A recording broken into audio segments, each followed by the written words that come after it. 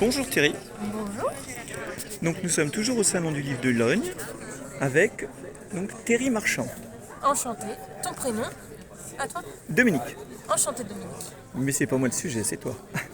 Donc tu as écrit Lornata qui, si j'ai bien compris, est un roman de SF. Exactement, c'est de la SF, donc de la science-fiction, et j'insiste bien sur le science parce que c'est vraiment un roman scientifique où on va assister à la genèse d'une invention scientifique, biologique, et à ses suites, à ce qu'en a fait la société et comment ça a influé dans la vie de certaines personnes. Alors, qu'est-ce que tu peux nous en dire plus? Que tout à l'heure j'ai entendu parler de l'histoire de clonage, de Louis XIV. Exactement. En fait, dans l'Ornata, on va suivre différentes trames narratives. La principale, en fait, ça va être la vie de trois scientifiques qui ont inventé, grâce à une découverte fantastique dans les années 60 au fin fond de leur cave, qui ont inventé un principe en fait de reproduction biologique. Je ne peux pas en dire plus sur le contexte de la découverte. Oui. Et on va les suivre après dans les années 2010-2020 peut-être à notre époque, hein, mais c'est une uchronie. Oui. On va les suivre, on va suivre la société qui a découlé de cette invention extraordinaire et donc qui produit tous les ans un bébé inspiré d'une personnalité historique différente. Bien. Voilà. Donc on peut avoir un modèle Louis XIV, on peut avoir un modèle Frida Kahlo, et en fait façon iPhone d'Apple où tous les ans il y a un nouveau modèle qui est édité, les familles se battent pour avoir un nouveau bébé pour frimer un petit peu devant les copains-copines. Il y a des modèles plus prestigieux que d'autres, hein. Le modèle Louis XIV, clairement il faut l'avoir dans sa famille, hein. C'est très bien vu. Modèle Billy the Kid un peu moins, il faut être un petit peu plus Un avant. peu plus turbulent. Un peu plus turbulent. Et donc, qu'est-ce qui t'a amené à la science-fiction? Eh bien, moi, j'ai toujours été une grande lectrice de science-fiction, une grande spectatrice aussi de films de science-fiction, BD, nouvelles. Mon auteur préféré depuis toute petite, c'est Barjavel. Donc, D'accord, c'est un ancien déjà, Barjavel. oui, mais j'ai toujours été très inspirée par forcément La Nuit des Temps, hein. Oui.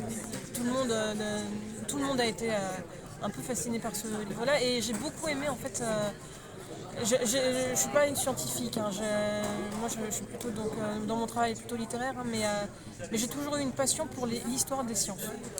Et en fait moi ce qui compte c'est une histoire crédible qui pourrait exister dans notre monde réel avec un petit coup de pouce de l'imagination et des sciences.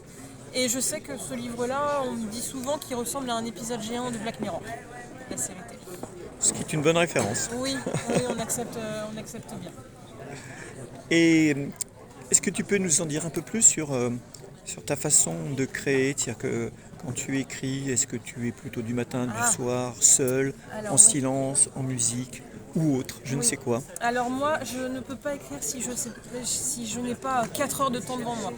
Il faut que je sois vraiment seule, pas de musique, rien du tout. Et si je sais qu'il y a quelque chose qui m'attend, par exemple une sortie le soir ou le travail, je suis incapable de me dire je vais me mettre à écrire. Il faut que j'aie un temps illimité devant moi. Et du coup, c'est assez rare que je me mette à écrire. Il me faut vraiment une journée entière pour m'y mettre parce que je suis une grande procrastinatrice. S'il y a un papillon qui passe devant mes yeux, je vais regarder, je vais le suivre. Non, j'ai besoin d'un temps de concentration très long. D'accord. Voilà, Et donc c'est du silence. du silence, seul et un temps illimité devant moi. Non, mais c'est toujours intéressant parce que tous les auteurs ne fonctionnent pas de la même façon. Et alors, je me trompe peut-être, mais je suis pas sûr que tu t'appelles vraiment Thierry Marchand. Non. Mais Donc c'est bien un pseudo. c'est bien un pseudo et Terry. Bon, alors des Terry, il y en a beaucoup, hein, mais Oui. moi, c'est surtout des auteurs et des réalisateurs que j'aime bien. C'est notamment Terry Pratchett. Je m'en doutais, c'est pour ça que j'ai posé la question. Exactement. Pour son humour, pour tout l'univers qu'il a réussi à concevoir. Il y a aussi pas mal de Terry Gilliam et de Terry Jones dedans. Bien, bonne référence, Terry Voilà. Gilliam et Terry Jones, j'adore. De Monty Python, Oui. les meilleurs. Voilà. Et Terry Goodkin aussi, un petit peu, pour l'épée de vérité. Alors donc du coup, C'est une tradition de Terry. les trois premiers Terry ont une bonne dose d'humour. Est-ce que c'est aussi le cas dans ton livre? J'ai essayé notamment par des petites accroches, des petites coupures pub qui sont tout au long du roman. On peut aussi suivre des coupures d'actualité qui sont présentées dans l'Ornata et on va suivre notamment l'Église qui autorise le clonage du Christ. Mhm. condition qu'il soit produit qu'en un seul exemplaire. Donc il y aura tout le débat public qui est autour de cette naissance. Bon, une fois que le Christ vient au monde, on se rend compte qu'il est moche. Et alors là, le prophète suprême ne peut pas être moche. Donc l'Église va, pareil, il va y avoir encore des débats. Est-ce qu'on peut se permettre de faire de la chirurgie esthétique sur le Sauveur Est-ce que l'enfant de Dieu doit être garde? Bon, on verra à la fin à quoi se résout l'Église. Bon, c'est une petite histoire en parallèle. Ok. Et au niveau de l'humour, moi, ce que je fais aussi pas mal, c'est sur Internet, sur Instagram notamment, je publie des lopins d'étoiles, qui sont des petites histoires humoristiques de science-fiction en moins de 300 signes, très très court. D'accord. J'essaye d'en faire un petit paquet. En ce moment, je suis dans un grand défi d'en écrire un par jour. Excellent. Et donc, et là, ton type d'humour, c'est quoi alors? Absurde. C'est l'absurde, comme ce qu'on peut trouver dans du Pratchett ou Ouais, d'accord, ou très du bien. Monty Python, d'aller dans des situations complètement improbables et voir les gens s'en sortir avec maestria parce qu'ils sont complètement stoïques, pince sans rire. Moi j'aime bien cet humour-là.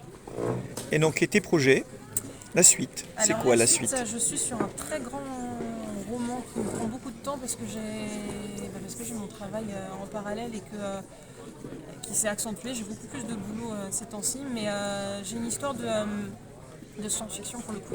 Des vaisseaux, des vaisseaux de l'espace et tout ça. Et autant celui-ci, Lornata, est inspiré plutôt du GAFAM Apple, autant le prochain sera plutôt inspiré d'Amazon. Ça a été un petit peu le point de départ. D'accord. Tu en veux aux GAFAM, donc, du coup.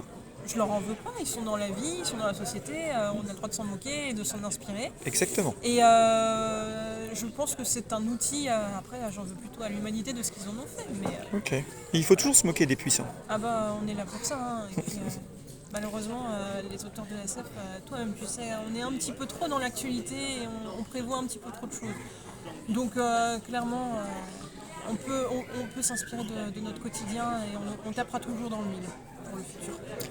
Eh bien, très bien, merci Thierry. Et puis, à une prochaine fois. Bon salon. Merci beaucoup. Au Ça va revoir. toi Au revoir. Au revoir.